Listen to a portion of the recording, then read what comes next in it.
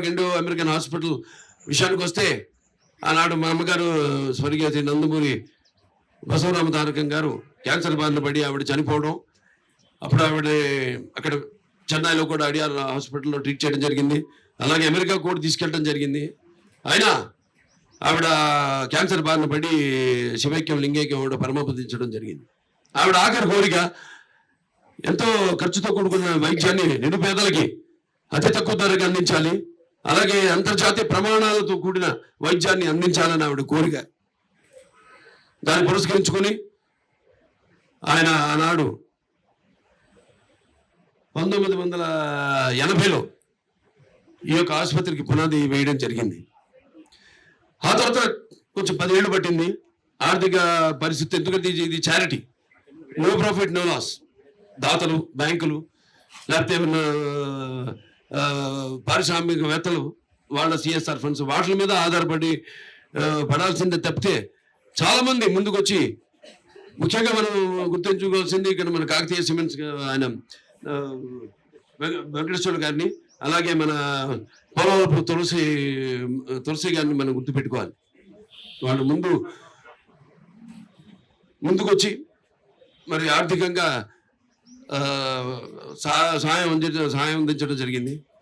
10 ఏళ్ళు పట్టింది ఆసుపత్రి పూర్తవడానికి. ఆ తర్వాత 2000లో అటల్ బిహారీ వాజ్పేయి గారి చేతుల మీదుగా చంద్రబాబు నాయుడు గారు అప్పుడు ముఖ్యమంత్రిగా ఉన్నప్పుడు ఆయన కూడా 700 కోట్లు టాటా సూరబ్జీ ట్రస్ట్ నుంచి, అలాగే ఎంపీ ల్యాడ్స్ నుంచి కూడా డబ్బులు సమకూర్చి ఈ యొక్క ఆసుపత్రిని పూర్తి చేసి అటల్ బిహారీ వాజ్పేయి గారు అప్పటి ప్రధానమంత్రి గారి చేత ఆయన దీన్ని ప్రారంభించడం జరిగింది ఆసుపత్రిని. అప్పటి నుంచి అప్పుడు ఏమి లేదు, ఇక్కడ అంత బండలే, ఏంటి ఇక్కడ కడుతున్న ఆసుపత్రి అన్నారు. ఇవాళ చూడండి, ప్రపంచంలోనే ఇది మన జూబ్లీ హిల్స్. ఇవాళ ఎంత పేరు ప్రతిష్టలు అంటే ఎంత దినదినాభివృద్ధి చెంది ఈ ప్రాంతం అంతా కూడా ఇవాళ మనం చూస్తే అసలు ప్రపంచంలోనే అన్ని అంతర్జాతీయ, మనం బాంబే కానివ్వండి, ఢిల్లీ కానివ్వండి, అన్నిటితో ధరల విషయంలో తురుతూగుతుందంటే మరి ఆయన దూరదృష్టి ఆ రోజు అయింది. అలాగే ఈ ఆసుపత్రి, అలాగే నాకు ముందు చైర్మన్లు ఎంతోమంది, అలాగే నాకు ముందు బోర్డ్ ఆఫ్ మెంబర్స్ ఎంతోమంది ఈ యొక్క ఆసుపత్రి అభివృద్ధి కోసం ఎంతో కష్టపడ్డారు. వాళ్ళంతా కూడా వాళ్ళ శక్తి సామర్థ్యాలు, మేధాశక్తిని అయితేనేమి, ఆర్థిక శక్తిని అయితేనేమి అంతా ధారపోసారు. అలాగే ఇరు రాష్ట్రాల ప్రభుత్వాలు అయితేనేమి, లేకపోతే మా బ్యాంకర్స్ అయితేనేమి, అలాగే private and public sector industrialist అయితేనేమి ఎంతోమంది ముందుకొచ్చి ఈ యొక్క ఆసుపత్రి అభివృద్ధి కోసం ఎంతో వాడు సహాయ సహకారాలు అందించారు.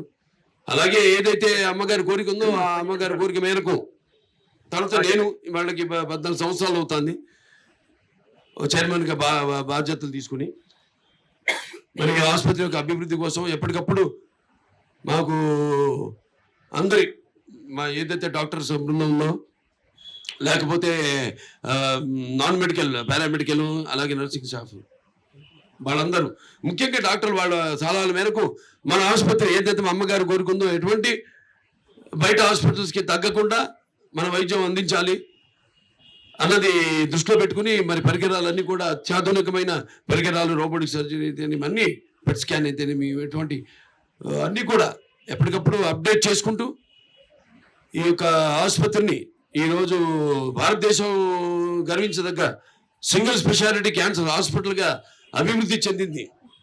మరి దీనికి మరి పెరుగుతున్న రోగులు కూడా సంఖ్య ఎక్కువ చూస్తే, ఒకప్పుడు ఏదో కార్డియాక్ అనేవాళ్ళం, ఇవాళేమో తర్వాత క్యాన్సర్ అనేవాళ్ళం. ఇవాళ క్యాన్సరే మొదటి ఇదిగా గుర్తించారు. ఇప్పుడు దానికి పెరుగుతున్న సంఖ్యను బట్టి ఆసుపత్రిని కూడా దినదిన ఇప్పటికీ అభివృద్ధి చేసుకుంటూ, అలాగే రేపు అక్కడ ఆంధ్ర రాష్ట్రంలో కూడా త్వరగతిలో మన ఆసుపత్రిని అక్కడ కూడా నిర్మించడం జరుగుతుందని తెలియజేస్తున్నాను. సరే, ఈ యొక్క ఆసుపత్రి ఈ స్థాయికి రావడానికి, చేరుకోవడానికి కారకులైన మా బోర్డు మెంబర్, సహచర బోర్డు మెంబర్స్కి అయితేనేమి, అలాగే ఇక్కడ డాక్టర్లకి అయితేనేమి, నాన్ మెడికల్, పారామెడికల్, అలాగే నర్సింగ్ స్టాఫ్ వాళ్ళందరూ కూడా నా కృతజ్ఞతలు తెలియజేసుకుంటూ, మరి మా యొక్క బోర్డు నుంచి, అడ్మినిస్ట్రేషన్ సైడ్ నుంచి వారికి కావాల్సిన సహకారాలు ఎల్లప్పటికీ అందిస్తూ ఉంటామని తెలియజేసుకుంటూ, ఆయన దీవెనలు ఉండాలని, ఆవిడ ఆత్మ శాంతించాలని, ఆయన ఇంకే బ్రతికే ఉన్నారు. ఎందుకంటే many people die like my father but they are still with us, sweet in memories as they were flesh and blood, loving and beloved forever.